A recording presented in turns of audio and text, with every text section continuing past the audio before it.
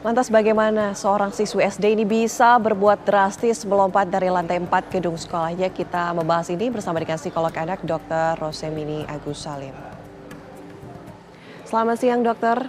Dok, kalau misalnya kita lihat kasus Masih ini, ya? seorang anak perempuan masih kelas 4 SD melakukan aksi ekstrim hingga melompat dari gedung lantai 4 sekolahnya. Seperti apa?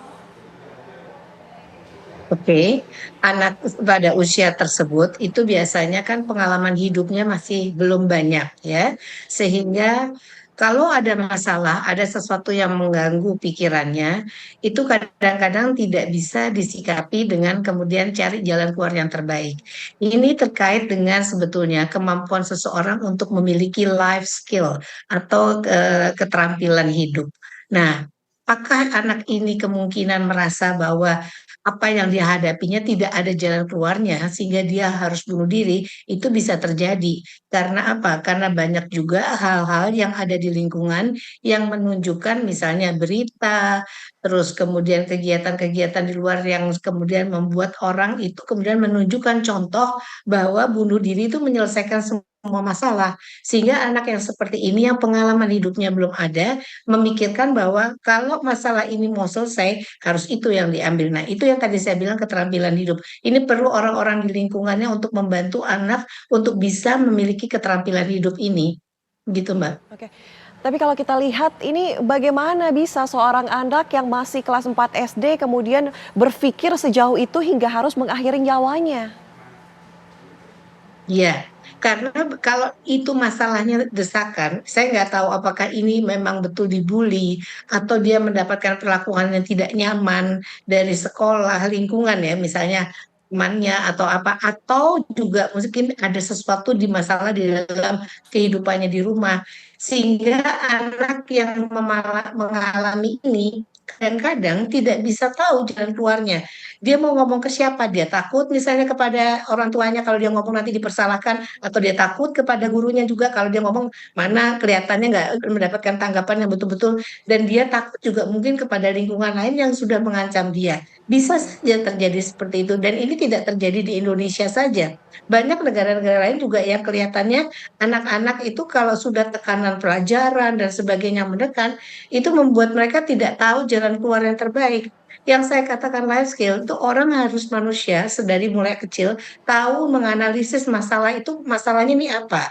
Kemudian mencoba setelah dianalisis mencari jalan keluarnya. Apakah dia harus bicara dengan seseorang dan kemampuan komunikasi juga Oke. harus ada di life skill dan menggunakan informasi yang ada pada dirinya untuk membuat solusi dari masalah tersebut. Kalau tidak bisa dikerjakan sendiri atau ditemukan sendiri, mesti mencari orang lain yang untuk membantunya. Begini dok, Nah, ini yang mungkin dia nggak punya perangkat itu, support sistemnya yang nggak ada, menarik yang sekali. membuat dia nggak tahu jalan keluarnya kemana. Dok, Begitu, ketika Mbak. ketika memang, katakanlah lepas dari kasus ini begitu, bullying atau alasan macam apapun yang mungkin, pihak kepolisian masih terus diselidiki. Bullying itu nyata, tadi dokter sendiri bilang tidak hanya terjadi di Indonesia, di luar negeri pun terjadi. Nah, bagaimana kita sebagai pihak luar, katakanlah orang tua, orang terdekatnya begitu, mengetahui perilaku bahwa sang anak ini di-bullying atau mungkin malah jadi pembuli?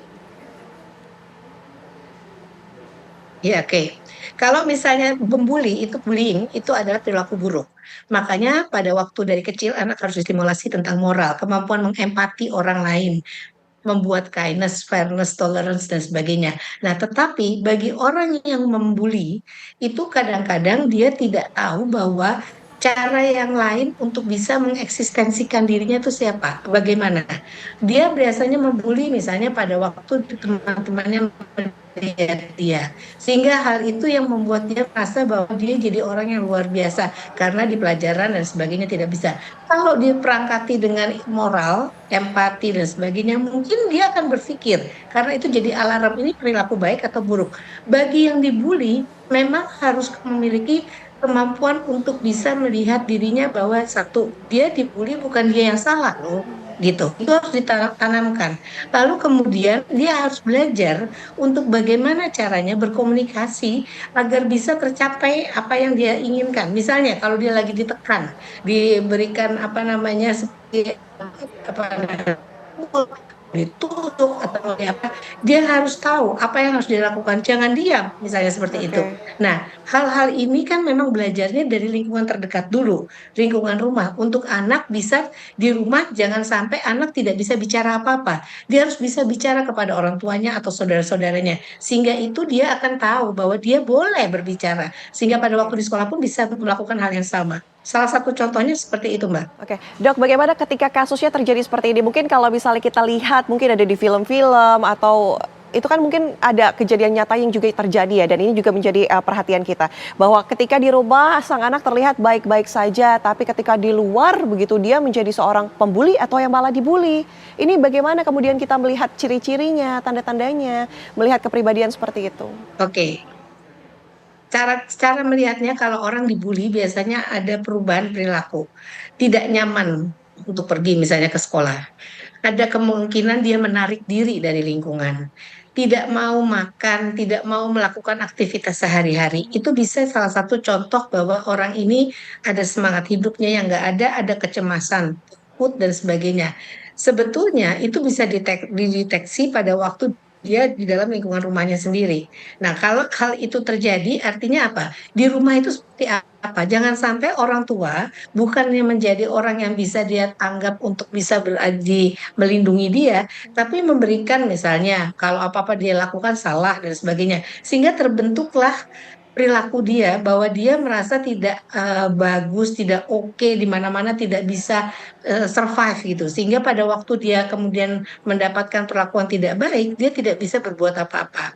Nah, ini ciri-cirinya yang kita bisa lihat. Kalau anak yang misalnya di rumah tidak mendapat kesempatan untuk mengungkapkan perasaan, pikiran, dan keinginannya, bisa saja dia melihat eksistensinya sendiri. Atau misalnya gini, orang tua melihat bahwa anak dihargai kalau nilai-nilainya bagus di sekolah. Sehingga karena dia merasa bahwa dia tidak mendapatkan penghargaan dari lingkungannya, dia mencari cara untuk menambah eksistensi dirinya, salah satunya untuk menjadi jagoan di lingkungannya. Pembuli Karena begitu dengan ya? demikian teman-temannya menganggap dia gitu. Oke, ini artinya kalau misalnya pembuli, katakanlah salah satu contohnya yang baru saja diputuskan perkaranya dalam Mario Dandi begitu. Dia pembuli di luar, katakanlah ketika dia di rumah sebagai anak yang baik-baik, tapi di luar dia membuli orang lain. Ciri-cirinya atau indikasinya seperti apa? Ya, kalau misalnya seperti itu kan biasanya dia kelihatan, misalnya tidak pernah, bisa salah satunya ya, anak ini misalnya di rumah menjadi tempat yang nyaman yang membuat dia bisa berlaku sesuka hatinya. Di luar dia melakukan hal yang sama. Makanya orang tua kan harus membekali dia dengan moral. Kalau ciri-cirinya bahwa dia akan berlaku tidak oke, itu biasanya kelihatan dalam perilaku tiap harinya juga. Ada agresivitas. Orang berkomunikasi itu dengan tiga cara. Asertif, menyatakan perasaan, pikiran, dan keinginannya tanpa menyakiti orang lain. Agresif, menyatakan perasaan, pikiran, dan keinginannya, tapi bisa dengan kata-kata yang kasar, bisa dengan memukul. Orang ini pasti udah ada cara-cara ciri-ciri seperti itu. Berikutnya, submisif, nggak berani ngomong, tapi seperti kayak apa namanya nyindir dan sebagainya. Itu juga tidak benar kan. Nah, ini akan keluar nih tingkah laku yang biasa dilakukan di rumah pada perilaku di luar sana. Tapi kadang-kadang orang tua kemudian melihat bahwa anak itu tidak punya masalah karena dia pikir di rumah itu juga tidak ada orang yang kemudian akan menjadi orang yang lebih daripada anak itu karena semua di bawah kekuasaan keluarga itu misalnya. Begitu di luar ada orang yang melebihi itu, pasti dia akan menunjukkan perilaku yang seperti itu, agresivitasnya kelihatan. Jadi bukannya tidak kelihatan, sebetulnya kelihatan. Tetapi mau dilihat atau tidak oleh lingkungannya. Bahwa itu menjadi sesuatu tanda-tanda atau ciri-ciri bahwa anak yang tidak bisa toleransi kepada orang lain, kindness pada orang lain. Gitu. Oke, Dok, mungkin terakhir begini, ketika kita kembali lagi ke kasus anak SD yang sempat melompat, ini kan masih anak kelas 4 SD, kemudian akhirnya dia sampai nekat, eee, mungkin dugaan bunuh dirinya begitu ya, tapi dengan alasan apapun itu dia berani melakukan hal itu. Tekanan seperti apa yang mungkin dia rasakan hingga akhirnya seperti itu, Dok? Mungkin dari analisa Dokter Rose? Hopeless, tidak tahu jalan keluarnya. Tidak ada supporting system yang dia pikir akan bisa membantu dia. Itu membuat anak kemudian tidak merasa cukup nyaman untuk hidup.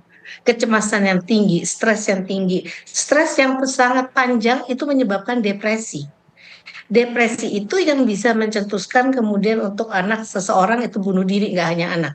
Artinya, kalau dia tidak merasa bahwa ada yang bisa membantu dia untuk mengeluarkan unek-unek, untuk mengeluarkan segala sesuatu ketidakenakan dalam dirinya, itu kemungkinan dia lama-lama jadi stres. Stres lebih dari 2 minggu atau 3 minggu bisa jadi depresi tadi itu. Sehingga semua yang dia pikirkan itu adalah hanya satu yang bisa menyelesaikan kecemasan, nggak ketidaknyamanan pada dirinya ini. Oke.